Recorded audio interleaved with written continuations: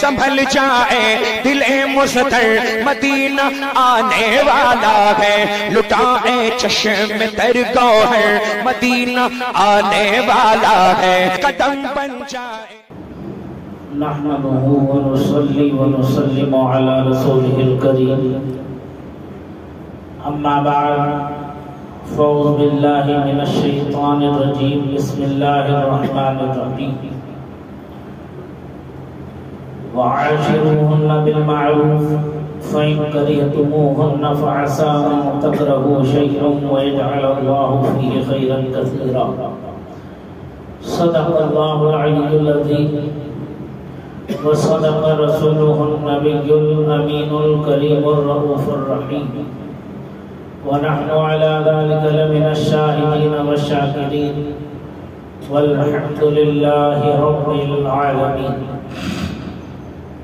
درود پاک پڑھیں، اللهم صل على سيدنا ومولانا محمد معدن الجود والكرم وآله وصحبه وبارك وسلم، صلاة وسلاما عليك يا رسول الله، صلاة وسلاما عليك يا حبيب الله، صلى الله تعالى عليه وسلم۔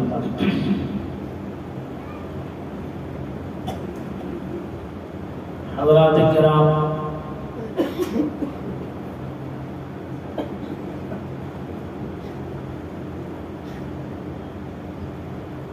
اللہ رب العزت جل جلالہ وعن نوالہ کا فضل و احسان کہ اس نے ہمیں اور آپ کو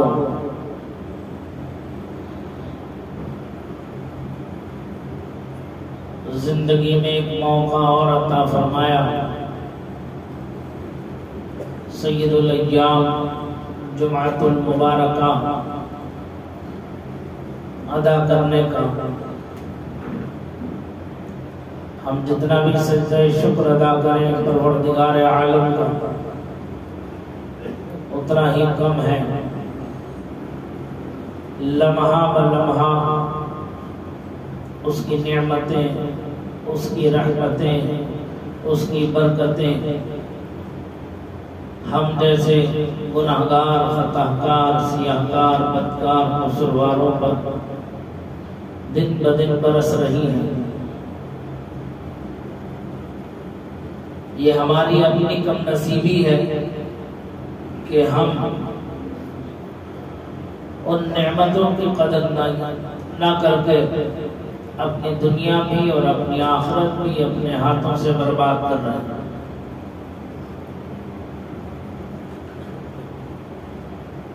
یاد رکھیں، جب تک اپنے خالق، اپنے مالک، اپنے رازق، اپنے پالنہار کی اطاعت و فرما برداری میں ہمہ متوجہ نہیں ہوں گے، اس وقت تک ہمیں کوئی بھی بھلائی نصیب نہیں ہوگی، کوئی بھی خیر ہمارے لیے مقدر نہیں ہوگا، کیونکہ ہر بھلائی اور خیر وہ سب کا سب من جانب اللہ ہے۔ اللہ اپنے بندوں میں جسے چاہتا ہے بھلائی عطا فرماتا ہے، جسے چاہتا ہے عزتوں سے نوازتا ہے، اور اپنے بندوں میں جسے چاہتا ہے بھلائی سے دور کر دیتا ہے، جسے چاہتا ہے ذلت کے امیر گڑھے میں اسے دفنا دیتا ہے۔ بندے کو ہر لمحہ، ہر آن اپنے خالق، اپنے مالک سے رشتے کو استوار رکھنا چاہیے، ہر لمحہ اس کی رضا کو حاصل کرتے رہنے کی کوشش کرتے رہنا چاہیے۔ آج معاشرہ دنیاوی اعتبار سے کتنا ہی ترقی پذیر ہے، لیکن اخلاقی اعتبار سے جتنا زوال اس وقت موجود ہے اتنا زوال کبھی نہیں تھا۔ بدعمالی بد کرداری، بد دیانتی، بدخلقی جتنا اس وقت عروج پر ہے، اس سے پہلے کبھی اتنا عروج پر نہیں تھا۔ آپ حضرات سوچتے ہوں گے ہر جمعہ سید صاحب جو ہے کچھ نہ کچھ کہہ دیتے ہیں، آخر ان سب باتوں کے کہنے کی وجہ کیا ہے؟ ان سب باتوں کے کرنے کی وجہ کیا ہے؟ یہ ضرورت کیوں پیش آ رہی ہے؟ یہ ضرورت اس لیے پیش آ رہی ہے کہ آدمی کی بھلائی اسی میں ہے کہ وہ جب تک اپنی برائی کے کیڑے بیننے میں لگا رہتا ہے اس وقت تک وہ عافیت میں ہے، سلامتی میں ہے۔ جب وہ اپنی توجہ ہٹا کر اپنی خامیاں، اپنی غلطیاں کو نظر انداز کر کے دوسرے کی برائی اور دوسرے کے کیڑے بیننے میں لگ جاتا ہے، تب اس کی دنیا بھی فنا ہو جاتی ہے اور آخرت بھی اس کی تباہ ہو جاتی ہے۔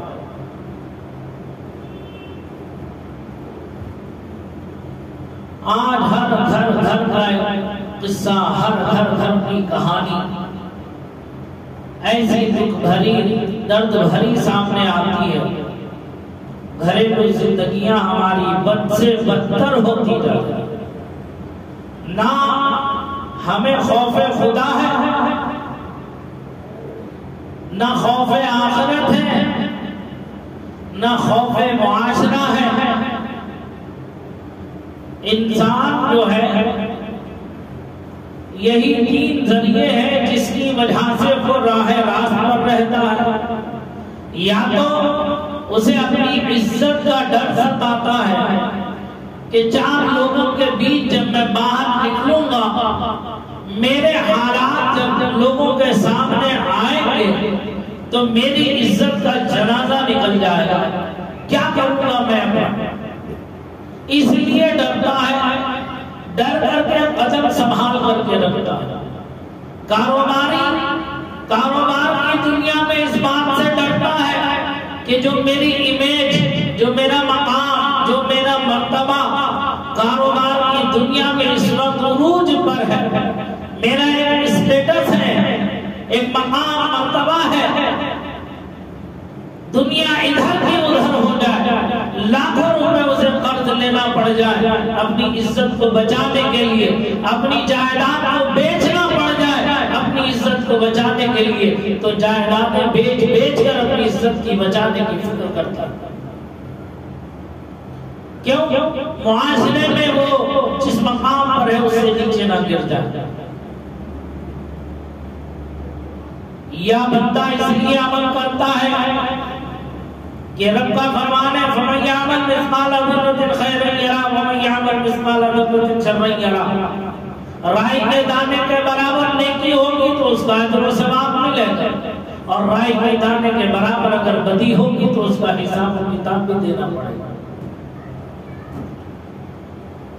یہ بندہ اس لیے ڈرتا ہے کہ مجھے اللہ کی بارگاہ میں حاضر ہونا ہے، اس کے علاوہ کوئی جائے پناہ نہیں ہے، آخری حد میری بارگاہ رب العزت ہے، پھر جس دن فیصلے ہوں گے مالک ہے یوم جزا کا۔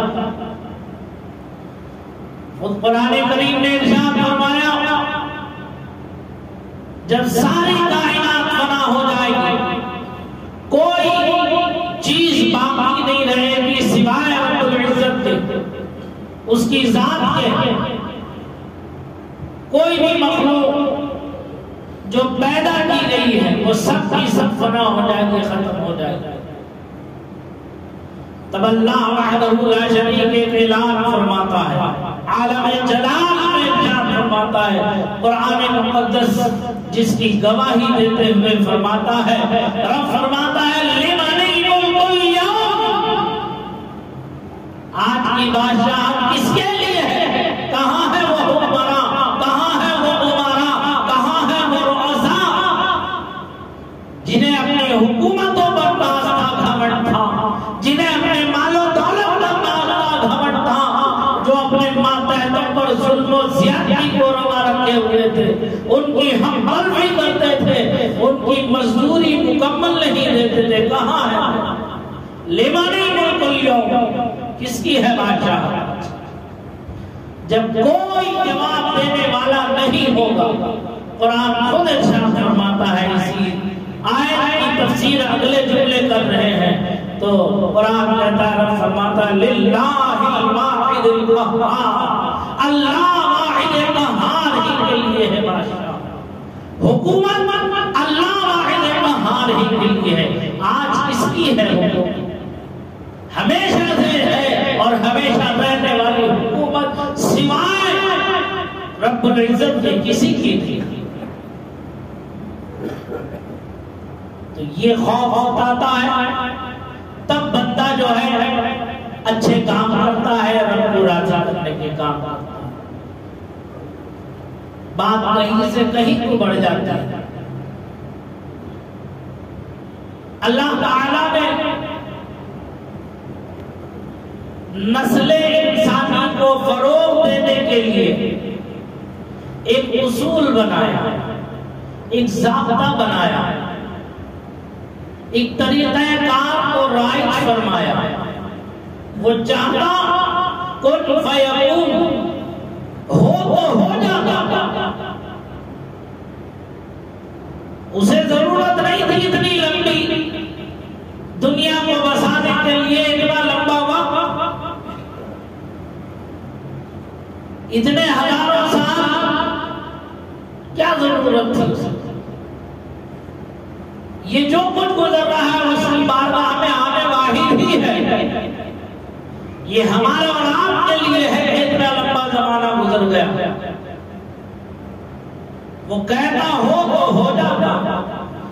جیسے پیڑ پودوں کو، آسمان و زمین کو بنا دیا، ایسے انسانوں کو قیامت تک آنے والے پیدا کر دیتا تو ہو جاتا. بغیر ماں باپ کو پیدا کر دیتا، کوئی روکنے والا نہیں تھا. لیکن اس کی مشیت، اس کی حکمت، انسان کی مٹی کی فطرت ہے کہ وہ دھیرے دھیرے دھیرے دھیرے دھیرے دھیرے کسی چیز کی طرف کو بڑھتی بھی جاتا ہے، اپنی تاثیر کو دکھاتی بھی جاتا ہے. تو اس لیے اس نے ایک حد مقرر کی، مرد بھی بنایا، عورت بھی بنایا. مرد کو مرد کے کام سونپے، عورتوں کو عورتوں کے کام دیے. نہ مرد عورتوں کے کام کر سکتے ہیں، نہ عورتیں مردوں کا مقابلہ کر سکتے ہیں. یہ آج کی بدعقل دنیا ہے. یہ کیسے پڑھے لکھے بے وقوف لوگ ہیں جو ایک دوسرے کو برابری کے درجے میں کھڑا کرنے کی کوششوں میں لگے. ارے مرد مرد ہے، عورت عورت ہے. قرآن نے فرمایا الرجال قوامون علی النساء، مرد عورتوں پر حکمراں ہیں، نہ کہ عورتیں مردوں پر حکومتیں کریں. آج نظام بدلنے کی کوششیں ہو رہی ہیں، فطرت کو بدلنے کی کوشش ہو رہی ہے. جب جب فطرت سے کھلواڑ کرو گے تب تک تمہیں منہ کی کھانا پڑے گا. زندگی اچھی گزارنے، اچھا معاشرہ سنبھالنے کے لیے قرآن کریم نے فرمایا، جس کی آیت کریمہ میں نے تلاوت کی، کیا فرماتا رب العزت؟ سورہ نساء کی آیت نمبر 19 میں فرماتا وَعَاشِرُوهُنَّ بِالْمَعْرُوفِ، اور ان سے اچھا برتاؤ کرو عورتوں سے. فَإِن كَرِهْتُمُوهُنَّ فَعَسَىٰ أَن تَكْرَهُوا شَيْئًا، پھر اگر وہ تمہیں پسند نہ آئے کسی بھی وجہ سے تو قریب ہے کہ کوئی چیز تمہیں ناپسند ہو. وَيَجْعَلَ اللَّهُ فِيهِ خَيْرًا كَثِيرًا، اور اللہ اس میں بہت بھلائی رکھے. یہ تمہاری اپنی کم عقل ہے کہ تم یہ سمجھو کہ اس عورت سے مجھے فائدہ نہیں ہے. جو تمہیں برائی نظر آتی ہے اسی میں اللہ نے بھلائی رکھی ہے. وہ بھلائی تمہیں نیک اولاد کی صورت میں بھی مل جائے گا، اس کے حسن اخلاق کی صورت میں مل جائے گا، اس کی دینداری کی صورت میں مل جائے گا۔ عورتوں کے حقوق رکھے قرآن میں۔ آج جو لوگ ہم پر یہ الزام لگاتے ہیں کہ عورتوں کے حقوق نہیں ہے اسلام کے اندر، انہیں قرآن پڑھنا چاہیے، لیکن افسوس کہ ان سے پہلے مسلمانوں کو پڑھنا چاہیے۔ جب تک ہم اللہ اور اس کے رسول کے فرامین کو صحیح معنی میں سمجھیں گے نہیں، صحیح معنی میں پڑھیں گے نہیں، اور اپنی عملی زندگی میں جگہ نہیں دیں گے، دنیا ہم پر ایسے ہی تعمیر تشریح کے نشر چبوتی رہے گا، ایسے ہی شریعت مطہرہ میں کھلی مداخلتیں ہوتی رہے گی۔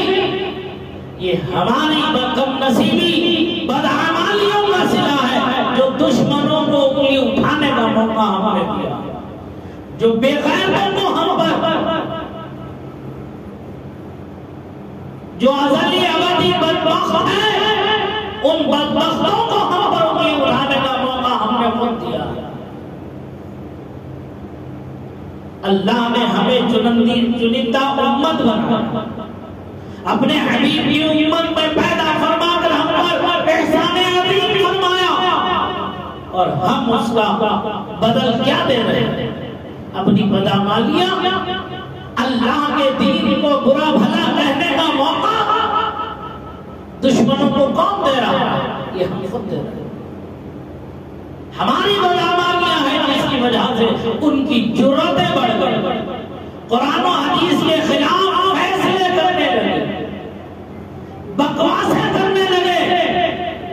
یہ ہماری بدعمالی کا نتیجہ ہے، اور اس عذاب سے ہم بچ نہیں پائیں گے اگر اب بھی نہیں سمجھیں گے۔ گناہ نہ ہو جانا کوئی بڑی بات نہیں، بشر ہے، انسان ہے، خطا و نسیان کا پتلا ہے، لیکن گناہ پر گناہ کرنا یہ جرأت و دلیری ہے، اور اللہ رب العزت سے اعلان جنگ ہے کہ ہماری حیثیت و اوقات ہے کہ ہم رب سے جنگ کر سکیں۔ اگر ہم اب بھی نہ سمجھیں، اگر ہم اب بھی نہ سمجھیں تو پھر ہم کب سمجھیں گے، کب سمجھیں گے؟ موقع چلا گیا، پوری قوم دیکھنے کی دیکھتی رہ گئی، جو قائدین ہیں، جو رہنما ہیں، جو لیڈر ہیں، ٹک ٹک دیدم دم نہ کشیدم، اللہ ماشاء اللہ چندیب کو چھوڑ کر جو سیاست کی روٹیاں سیک رہے ہیں، ایوان سے پیشاب کے بہانے چھوڑ کر نکل گئے، اسلام کی وہاں برائی ہوتی رہی، مذہب شریعت کے خلاف فیصلے ہوتے رہے، وہاں اپنی قوم کی نمائندگی کرنے والے نظریں بچا کر نکل گئے، اور 3 طلاق کا بل ایوان میں پاس کر دیا گیا، اور اسے منظوری بھی مل گئی۔ واہ، کیا قوم جاگ رہی ہے ہماری، کیا سوچ ہے ہماری قوم کی اور ہمارے قوم کے رہبروں کی اور لیڈروں کی۔ یہ دوسری قوم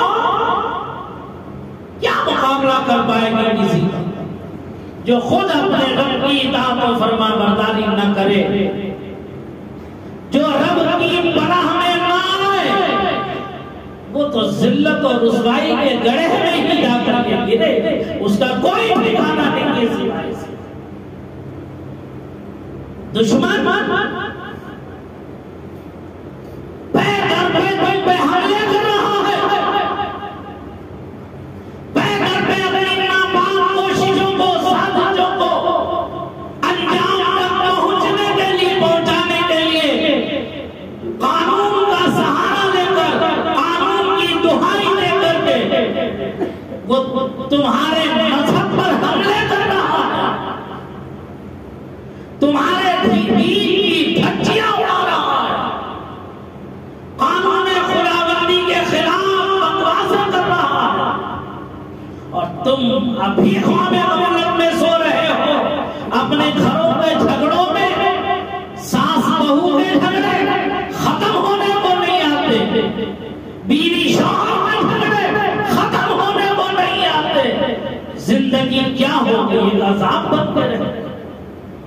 کتنے فیصلے نپٹائیں گے ہم، کتنے جھگڑے نپٹائیں گے ہم، کتنی مجلسیں بیٹھیں گے سنو تو بھائی کے لیے، شرم نہیں آتی، غیرت نہیں آتی؟ علماء کی بات نہیں سنتے، کورٹ کچہریوں میں جائیں گے، حرام عمل ہے جو ایسے لٹاتے ہو جا کر کورٹ کچہریوں میں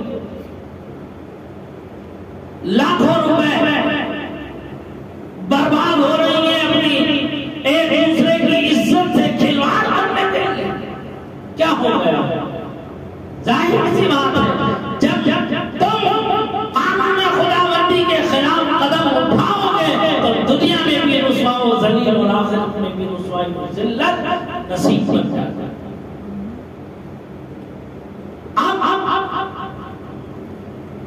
بابری مسجد کا جو فیصلہ ہو گیا، دشمنوں نے اپنی چال میں کامیابی حاصل کر لی۔ ارے مسجد ہے، صبح قیامت تک وہ مسجد ہی رہے گی، اگرچہ حکومتیں بدل جائے اس پر کچھ بھی تعمیر کر لیں، لیکن مسجد ہی ہے۔ وہ بقایا، وہ زمین کا وہ ٹکڑا جو مسجد کے لیے بنایا گیا ہے، ساتوں زمین سے لے کر عرش معلیٰ تک اس کی حدود میں جتنا حصہ بنا میں مسجد ہے وہ پورا کا پورا مسجد ہی رہے گا۔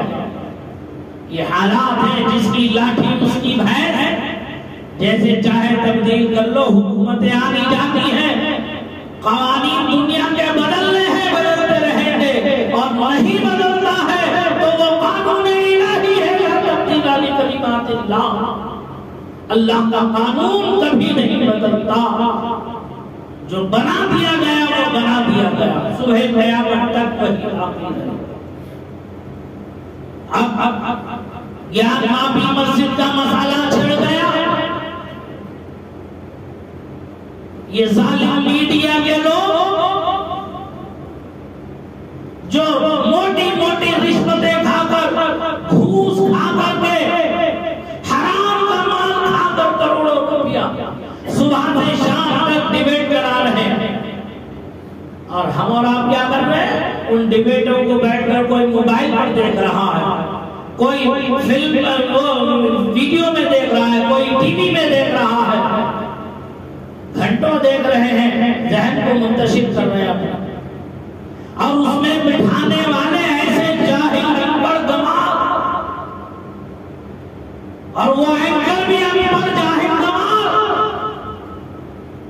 جنہیں اسلام کی تعلیمات بالکل نہیں، خود جا کر اسلام کا مذاق بنا رہے ہیں۔ ارے وہ کچھ بھی کر لیں، کوئی نہ جائے اس ڈیبیٹ کے اندر، جب تم جاؤ گے ہی نہیں تو ڈیبیٹ کے کہاں سے ہوتا کیا ہے؟ ایسے بلانے والوں کو ڈیبیٹ میں بلا کر چیک دیا جاتا ہے، 2-2, 4-4, 5-5 ہزار روپے کا، گھنٹہ بھر ڈیبیٹ کرنا ہے، 5,000 کا چیک لے لو۔ اس 5,000 روپے کے لیے اسلام کی عزت و عظمت سے کھلواڑ کرنے والے یہ بے غیرت بنانے مسلمان، کتنے افسوس کا مسئلہ۔ اب گیان واپی مسجد کا مسئلہ چل ہی رہا ہے، کورٹ میں محفوظ ہو گیا۔ ارے کورٹ یہ فیصلہ کیوں نہیں دیتا کہ جب تک فیصلہ نہ ہو جائے اس وقت کوئی میڈیا سوشل میڈیا پر اس مسئلے میں بحث نہیں کرے گا؟ جو بحث کرے گا وہ ملزم ہوگا، تو پھر کورٹ کا مطلب کیا ہے؟ تو کورٹ میں بحث ہونے کا مطلب کیا ہے؟ جب بحث پوری عوام کو کرنا ہے تو کورٹ کچہری کا معنی کیا رہ جائے گا؟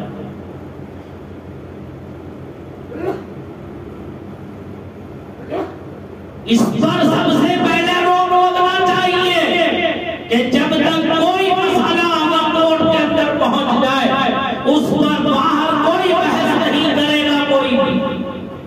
کیسا انتظام ہے کہ جو ہے ویڈیو سب لیک ہو گئی؟ ایک واپی مسجد ابھی سدھری نہیں، متھرا کا مسئلہ بھی اٹھ رہا، متھرا کا مسئلہ ابھی مکمل نہیں ہو پا رہا ہے۔ مسجد اعلیٰ ٹیپو سلطان شہید رحمت اللہ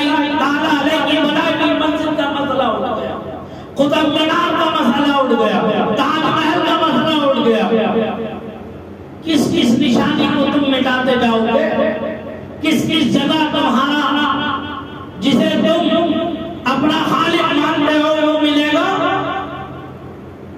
کوئی ایک جگہ تو ہو، کوئی حد تو ہوگی۔ اور مسلمان اپنے آپس میں ہی الجھ رہے ہیں، نہیں وہ صحیح کہتے ہیں، نہیں وہ غلط کہتے ہیں، نہیں وہ صحیح کہتے ہیں، نہیں وہ غلط کہہ رہے ہیں۔ اسے وضو کا مسئلہ معلوم نہیں ہے، تفصیل لے کے بیٹھا مقابلہ کرنے کی، صحیح سے استنجا کرنا آتا نہیں ہے، بنانے مسلمان اور بیٹھا ہے بحث کرنے کے لیے جا کر کے اسلام کے تعلق سے۔ ارے 9 سال لگتے ہیں مولویت پڑھنے میں، پوری زندگی لگ جائے گی، تب بھی کوئی عالم دین یہ دعویٰ نہیں کر سکتا کہ میں مکمل ہوں اسلام کا۔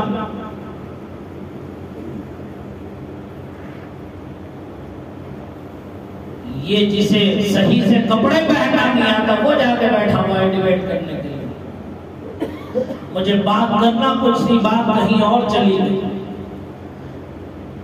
آج خدا کے لیے میں نوجوانوں سے گزارش کر رہا ہوں، زندگی تمہاری ہے، جینا تمہیں ہے، شادی کر لینا بڑی بات نہیں، کسی سے عہد و پیمان کر لینا بڑی بات نہیں ہے، کسی سے دوستی کر لینا بڑی بات نہیں ہے۔ ہزاروں دوست ہو جائیں گے، منٹوں سیکنڈوں میں لمحے میں تمہارے اندر وہ صلاحیت ہونی چاہیے، لیکن رشتہ کرنا آسان ہے، اسے نبھانا بہت مشکل کام۔ رشتہ کر لینا بہت آسان ہے، لیکن رشتے کی نزاکتوں کو محفوظ رکھنا دل گردے کا کام۔ شادیاں ہو رہی ہیں، آج میں بیٹھا تھا طلاق سے متعلق کچھ بحث کروں، انشاءاللہ اگلے دن میں کروں گا چونکہ وقت مکمل ہو گیا۔ طلاق کی جتنی صورت ہے انشاءاللہ ایک میں کوشش کروں گا کہ آپ تک پہنچا سکوں۔ دیکھو، حسن اخلاق سے، حسن کردار سے، حسن عمل سے زندگی بنتی ہے۔ کہیں نرم کہیں گرم، تب جا کر کے کرنٹ آتا ہے، کوئی ٹھنڈا تار کوئی گرم تار، جب تک یہ نہیں ملیں گے آپ کو کرنٹ بھی نہیں ملے گا۔ میاں بیوی جو ہے زندگی کے سفر کے دونوں ساتھی ہیں، ایک دوسرے کے دکھ درد کے ساتھی ہیں۔ میرا دل دکھتا ہے، تکلیف ہوتی ہے، میں دیکھ رہا ہوں۔ جامعہ بلال میں جاتا ہوں، وہاں پر بھی حضرت مفتی محمد اسلم صاحب اللہ دامت معلم سے گفتگو ہوتی ہے۔ شروع سے جب سے میں جامعہ بلال بنا تعمیر ہوا تب سے میں جاتا ہوں جامعہ بلال استاد گرامی کے ساتھ، اور جب سے ادارہ شریعہ قائم ہوا اس کے بعد سے بھی میرا جانا رہا۔ حضرت مفتی صاحب سے آج کا تعلق نہیں، زمانے کا تعلق۔ وہاں دیکھتا ہوں کہ فائلیں کی فائلیں بھری، کبھی کبھی وہ بھی دل پا کر کے کہتے ہیں سید صاحب میں ان چیزوں سے بہت تکلیف ہوتی ہے دیکھ کر کے، قوم کا کیا حال ہو گیا ہمارا۔ دیکھیے یہ خلا کی فائل ہے، یہ طلاق کی فائل ہے، جھگڑے نپٹاتے نپٹاتے صبح سے شام ہو جاتا ہے۔ ایسے جتنے داخل قضا ہیں ہمارے، ہر داخل قضا میں خلا اور طلاق کے مسائل سب سے زیادہ آتے ہیں۔ کیا شادی اس لیے کی جاتی ہے کہ مہینہ 2 مہینہ سال 6 مہینے بھی صحیح سے نہ گزار سکتے اور پھر پھرائی نہیں ہو جاتی؟ نہیں، خدا کے لیے اپنے آپ کو بدلو، اپنے ماحول کو بدلو، اپنی حالت کو بدلو۔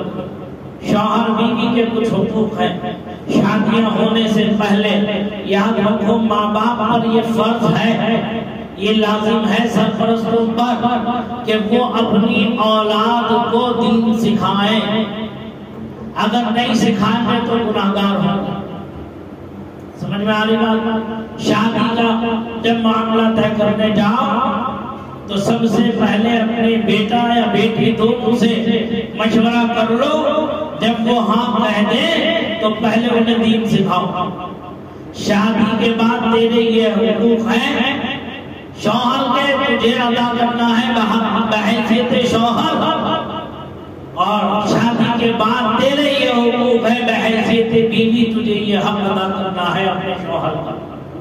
اپنے ساس سسر کا، اپنے شوہر کے رشتہ داروں کا، اور ادھر ماں باپ سمجھائیں کہ بیٹا جیسے تو نے ہماری عزت کی ایسے اپنے ساس سسر کی عزت کر، اپنی بیوی کے خاندان کے بڑوں کی عزت کر، کیونکہ سرکار نے فرمایا نکاح سے بڑھ کر کوئی ایسا بندھن نہیں ہے، کوئی ایسی گراہ نہیں ہے جو اجنبی خاندانوں کو ایک کردے شیر و شکر کر دے، باہم ملا دے۔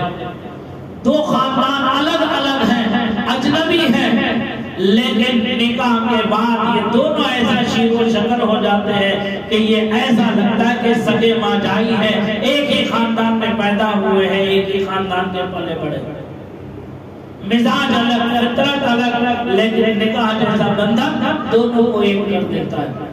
نکاح کا یہ جو دستور ہے یہ اللہ وحدہ لا شریک نے قائم فرمایا نسل انسانی کی فروغ کے لیے۔ یا ایھا الذین آمنوا اتقوا اللہ وقولوا قولا سدیدا، اے ایمان والو اللہ سے ڈرو اور مضبوط بات کہو۔ مرد و عورت کا جوڑ اللہ نے بنایا ہے، اس کی مشیت، اس کی حکمت ہے کہ ان دونوں کے ملاپ سے نسل انسانی آباد۔ سرکار نے فرمایا ہے حدیث رسول میں کہ تم ایسے خاندان کی بچیوں سے شادیاں کرو جس خاندان میں بچے سب سے زیادہ پیدا ہوتے ہیں۔ کیوں؟ فَإِنِّي مُكَافِرٌ بِكُمُ الْأُمَمَ، کل قیامت کے دن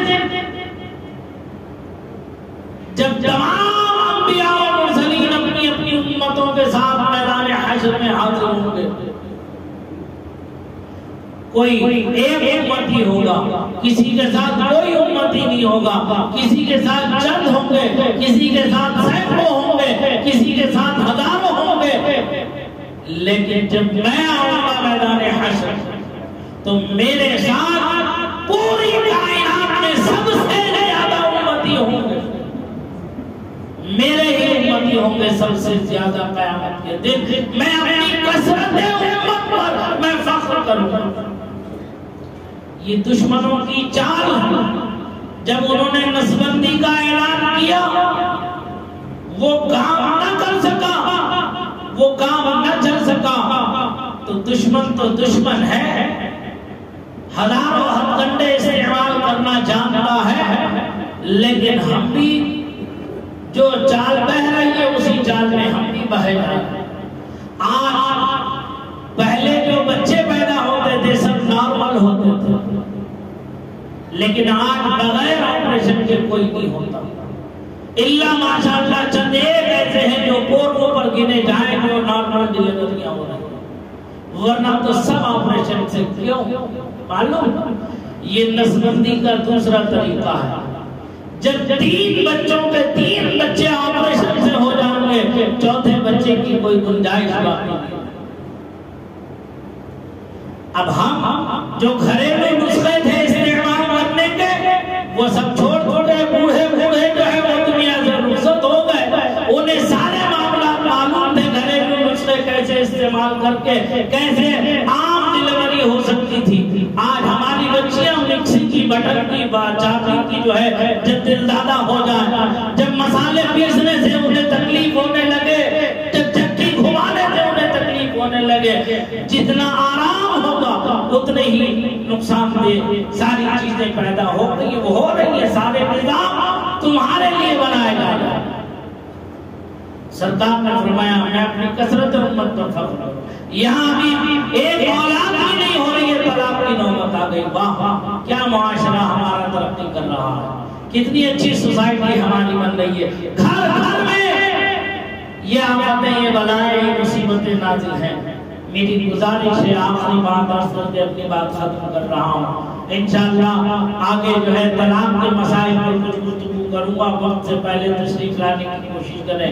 میری باتوں کو ٹھنڈے دل سے سوچو، دماغ حاضر کر کے سوچو، غور کرو کہ خرابی کہاں ہے، غور کرو برائی کہاں ہے، غور کرو کہ ہمیں کرنا کیا چاہیے اور ہم کر کیا رہے ہیں، غور کرو کہ ہمارا رب ہم سے راضی کیسے ہوگا، غور کرو کہ ہم مصطفیٰ جان رحمت کے غلام ہیں، کل میدان حشر اپنے آقا کو کیا منہ دکھائیں گے، غور کرو